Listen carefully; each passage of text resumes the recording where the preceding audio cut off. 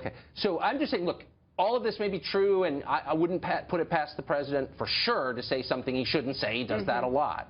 But you're talking about impeaching a democratically elected president, removing him from office in a trial, convicting him of a crime on the basis of no actual evidence. Like you have a Washington Post piece, which may be true, but at this stage we don't have that evidence, but you want to impeach him anyway. And then you have the latest memos regarding James Comey and the pressure that was put on him and in terms of the investigation with Michael Flynn. And look, Tucker, let's keep in mind, why would that be an you're talking about offense? How serious this impeachment would be, and you're absolutely right. But we should also talk about how serious the office of the presidency is.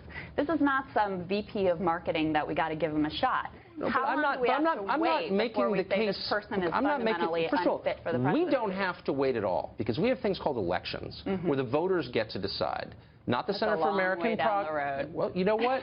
I know we grow impatient in this internet age, but the truth is, unless you want to undo the democracy you claim to defend, you got to slow down with this stuff and say we're going to like pull your leader out of office because we just don't like his style. Fundamentally, this is ultimately a political question, right? Republicans control everything. But I should say it's not only Democrats who are talking impeachment. Justin Amash also came out and said that I say this every night on this show. Just because some Republican or a bunch of Republicans or every Republican in the U.S. I don't care. I don't care what your party idea is. I want to know what the facts are. I want to know what's reasonable and true. And I just think it's pretty over the top to call for impeachment with no actual evidence of a crime. That's all I'm saying. So Tucker's right here. You know, we all went through that when they just wanted to impeach President Trump for just anything, and they had lack of evidence, substantial evidence, to even impeach him. And I found it interesting in the video when the woman said something like, oh, and you know, Tucker said that, you know, that's what we have elections for. If the people end up not liking their decision, they can vote him out of office.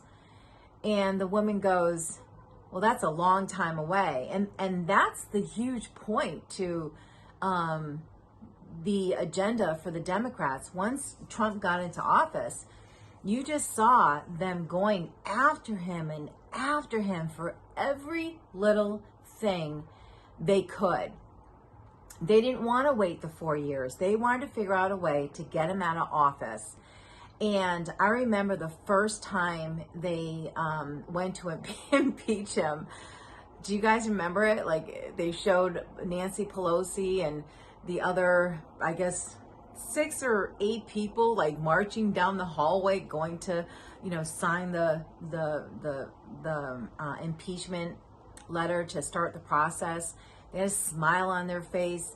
And then I remember this second time they went to impeach him. Chuck Schumer was saying, we're going to impeach him. He'll be the first president to get impeached twice or something like that, he said. Something to that matter.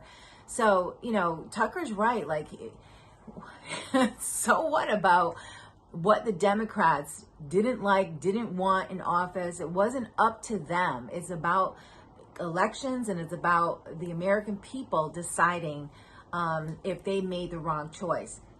Not what the Democrats put President Trump through in his 4 years in office, impeaching him and going after his family, and that was just ridiculous.